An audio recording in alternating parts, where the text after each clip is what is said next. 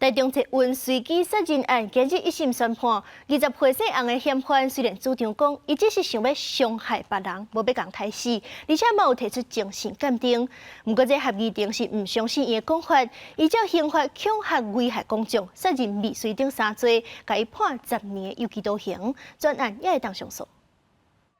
今年5月21日，20岁姓洪的查甫人讲对社会不满，挑工选伫台北捷运地铁案10周年迄日，揸3支刀去坐台中捷运车线，伫车厢内一刀随机攻击，甲2个人扑着伤。台中地方法院26一审照刑法恐吓危害公共罪、甲杀人未遂罪等3个罪，判姓洪的查甫人10年有期徒刑。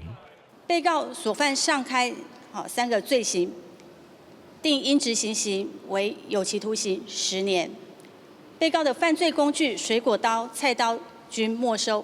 台中地院表示，姓洪的查甫人承认犯案，敢若伤害故意，佮提出精神鉴定。不过合议庭认为，姓洪的查甫人是有计划去伤害人，佮用自我毁灭做理由，造成社会惊吓，无符合减刑条件。杀人罪是10年以上有期徒刑的重罪，杀人未遂会当减轻刑期，唔是轻判。 依照刑法第25条的规定，它就是可以按正犯之刑减轻之。好，所以最后就杀人未遂的部分，2次的杀人未遂，一次是判7年10月，一次是判6年8月，然后再加上恐吓危害公众1年6月，最后是定